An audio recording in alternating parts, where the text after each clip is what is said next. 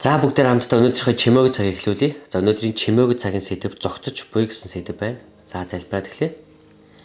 Эзэн минь би таны үгнээс суралцахаар ирлээ. Тэгээд та өнөөдөр бидэнтэй өөрийнхөө үгээр яриач гэж залбирч байна. Амен.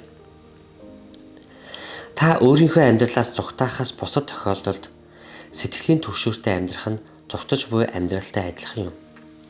Хинч хурж үлж чадах аюулгүй газар руу зугтахыг улайран зүтгэх тусам дотор давчтан яахаа мэдхэ болчихдог.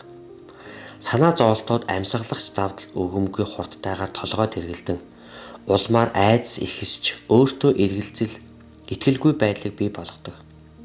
Энэ нь танил сонсогдож байна уу? Амьдралаас хизээж салдгүй байнгын дарамтууд гэж байдаг.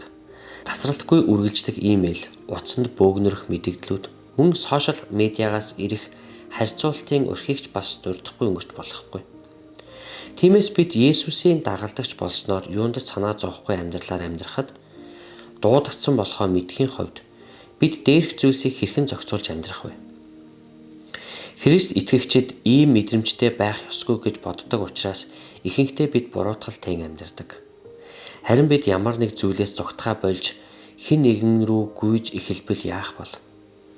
Тэгвэл бид ингэж чадна, таач бас чадна. Юундаж санаа зовхгүй амьдрах боломжтой гэдэг амлалт нь өөрийн хүчин чармайлт дээр бус. Харин Бурхны оршихуй дээр суурилдаг. Филиппай 4:6-аас 7-д юундаж санаа бүү зов харин альва зүйл залбирлаараа болон гуйлтаараа талархалтайгаар хүсэлтэд Бурханд мэдүүл. Бүх оюун ухааныг давах Бурхны амар тайван нь та нарын сэтгэл санааг Христ Есүс дотор хамгаалнаа гэсэн байна. Санаа зовлтын эсрэг тэмцэлд бид өөрсдөө тэмцэх юм бол ямар ч найдвар үгүй. Харин Бурхантай хамт байвал яах вэ? Үгээр илэрхийлэхийн аргагүй амар тайвныг өгдөг түүний оршихуйд бид орох эрхтэй. Энэхүү амлалтын илүү сайхан зүйл нь юу гэж? Энэ нь хизээч дуусашгүй үйл явц юм.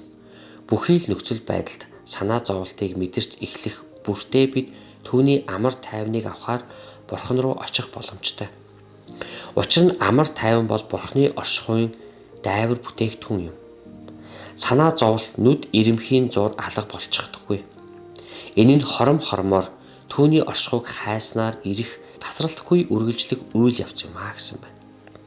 За үргэлжлүүлээд Библийн ишлэл 2-р Тесалоник 3:16-аас. Амар амгалангийн эзэн өөрөө та нарт бүхий л аргаар үргэлж амар амгалан сойрхог. Эзэн та бүгдтэй хамт бай гэсэн байна. Амен. Тэгээд өнөөдрийн эзний үг та бүхэнтэй ярих болтугай. Тэг Бурхны